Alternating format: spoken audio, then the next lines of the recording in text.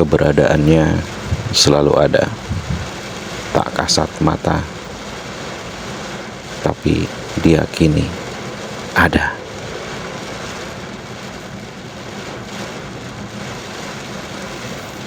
Perkenalkan, nama saya Ferry. Di balik layar channel Upun Puni Ayung.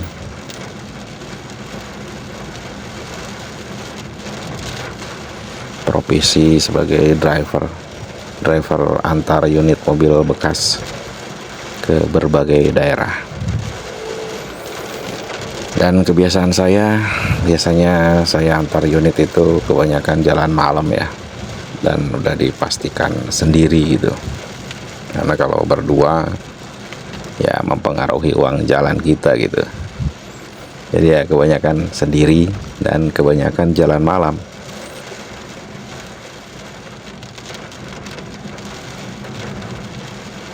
Kenapa jalan malam?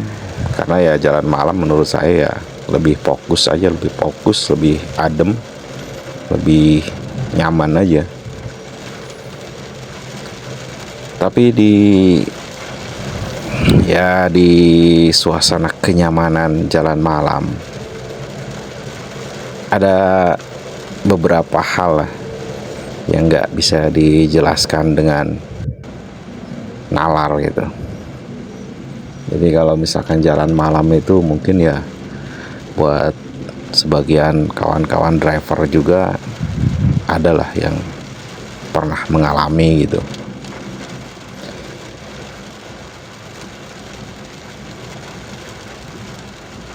Nah, kalau saya ada beberapa pengalaman yang susah dijelaskan dengan nalar. Di antaranya kalau lewat Cipali itu sebelum gerbang tol yang ada batu besarnya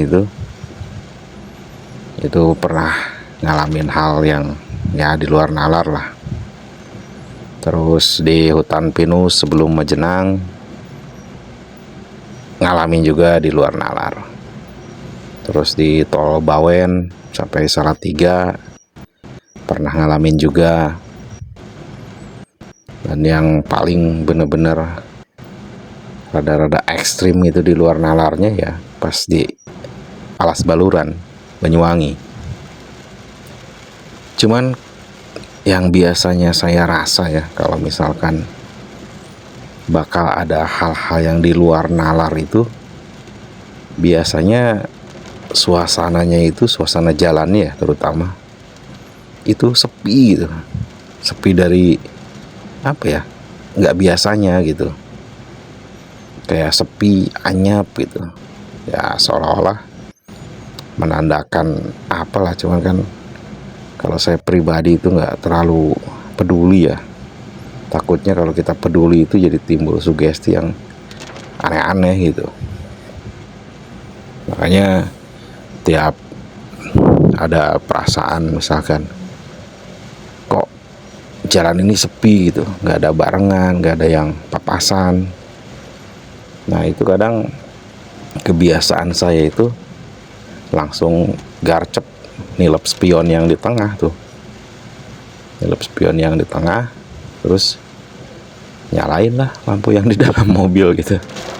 Daripada kita bersugesti aneh-aneh gitu, langsung panik, terbuang setir ke kiri atau ke kanan.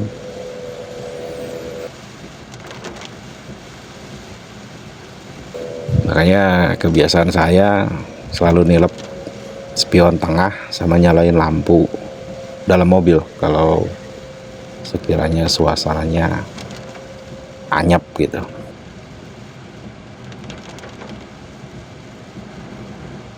Ada satu kejadian yang di luar nalarnya ekstrim itu, yaitu waktu saya antar unit ke Denpasar. Kejadiannya di Alas Baluran, Banyuwangi.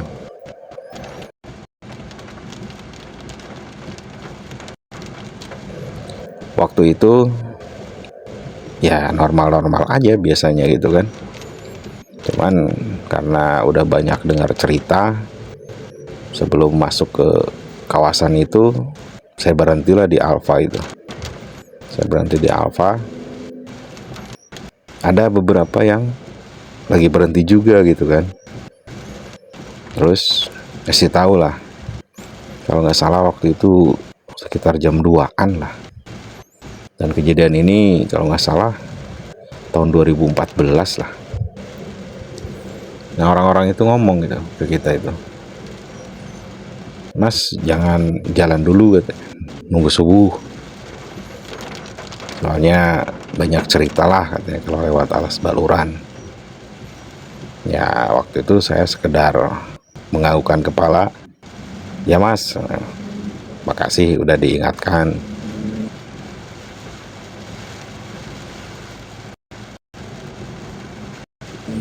Cuman memang waktu itu keadaannya mendesak gitu, soalnya mobil yang saya bawa itu udah ditunggu gitu di Denpasar, dan ditunggunya itu kalau bisa jam 10 pagi gitu.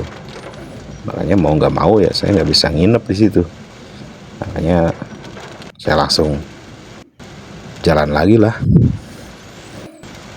Ya setelah mulai masuk area Alas Baluran, ya seperti yang biasa saya rasakan itu, bukan lagi sepi tapi anyep gitu.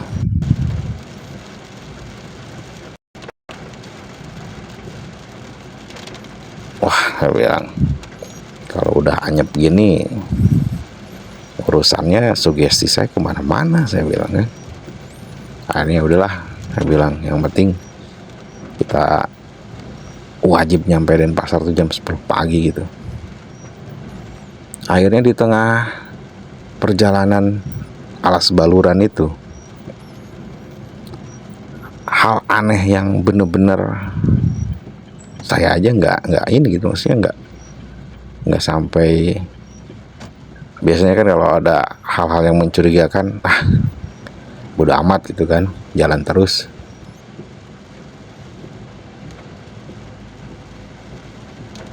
Nah, waktu itu diawali itu di jok belakang ada yang bersin, terus ada yang batuk-batuk. Wah, merinding saya ceritainnya.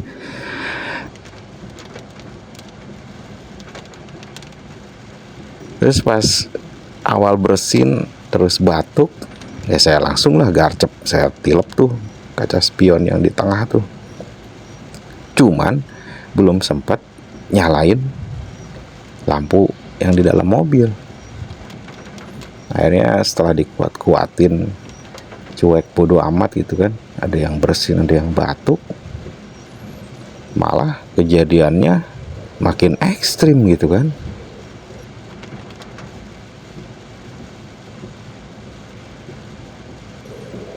Kayak kan snack makanan itu kan ada di jok belakang. Jadi kayak mereka itu buka ciki gitu kan, kedengeran berisik plastiknya, terus ngunyahnya. Waduh, bilang ini mah mana di tengah-tengah, bilang. Akhirnya dipaksa jalan terus. Nah ini yang paling ekstrimnya, ini bener-bener di luar nalar, yang bener-bener apa ya maksudnya, wah nggak masuk logika banget gitu.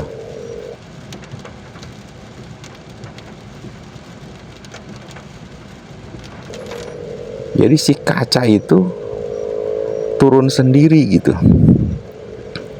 yang belakang, awalnya yang sebelah kiri. Cuman waktu pertama turun sebelah kiri, saya langsung ngeliat kan, siku saya takutnya menekan tombol power window-nya. Akhirnya saya nggak nempel, saya naikin lagi.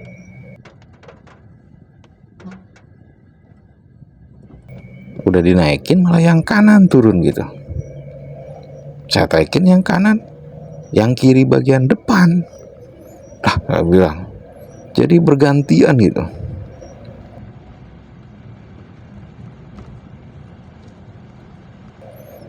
Akhirnya alhamdulillahnya bisa menguasai rasa panik gitu.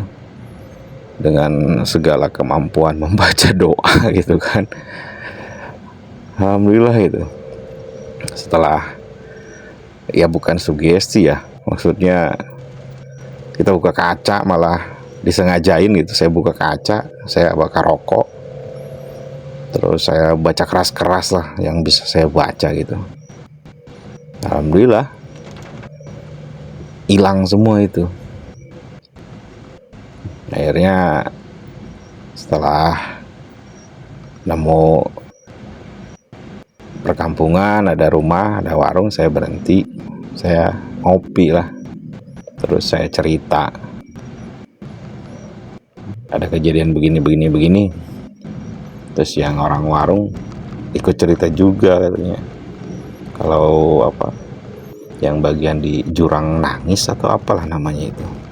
Cuman saya langsung stop kan, saya bilang stop mas, saya bilang jangan diterusin ceritanya, soalnya kita sering lewat sini, saya bilang, karena kalau tambah diceritain malah makin jadi sugesti liar, saya bilang.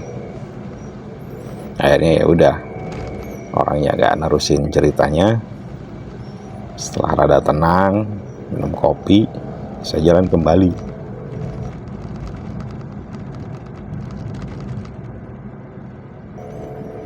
Jadi ya kawan-kawan driver yang jarak jauh, yang nemu siang malam, pasti adalah yang mengalami hal-hal seperti itu gitu.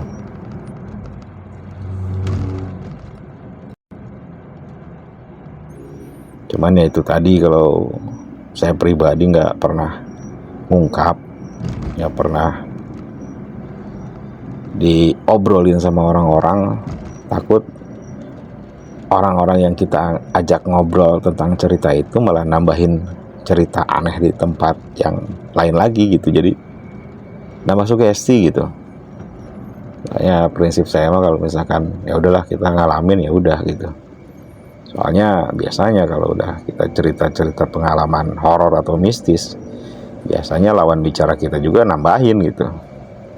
Namanya kalau udah nambahin, ya ujung-ujungnya nambah sugesti gitu kan.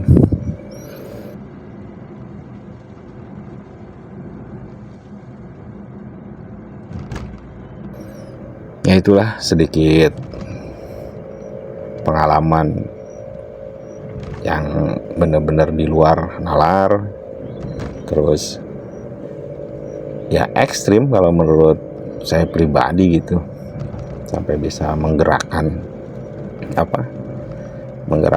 power window gitu kan.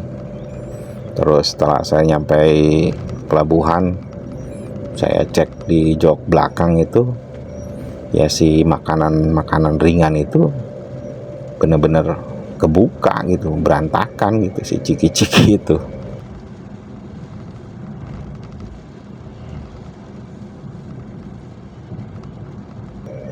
Ya kan di luar nalar. Kalau misalkan mau dijelasin logika kan, siapa yang buka, siapa yang ngeberantakin. Jadi kayak bekas-bekas dia makan ciki berantakan gitu di jok itu.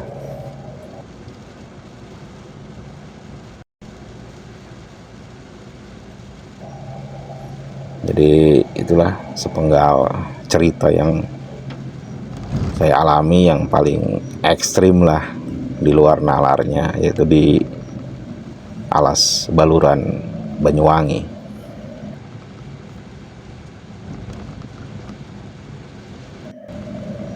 Mungkin kalau ada teman-teman yang pernah ngalamin hal serupa, bolehlah berbagi cerita di komentar.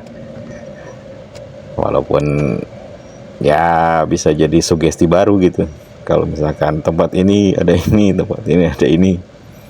Tapi ya ini mah kita sharing, berbagi pengalaman aja buat waspada gitu. Dalam artian waspada, kalau misalkan wah lagi anyep nih suasananya, gak yakin, terus nemu warung atau nemu ya tempat keramaian yang bisa berhenti, ya lebih baik istirahat.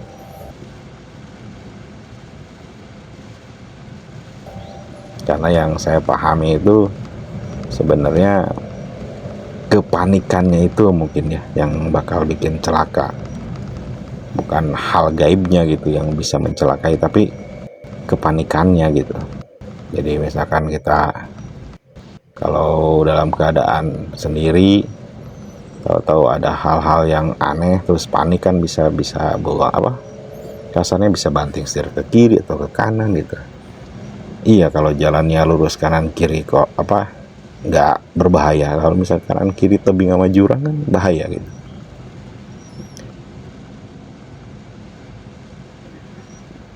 Oke teman-teman, terima kasih sudah mendengarkan sepenggal kisah seorang driver antar unit ke berbagai daerah. Terima kasih dan sampai jumpa di video-video berikutnya.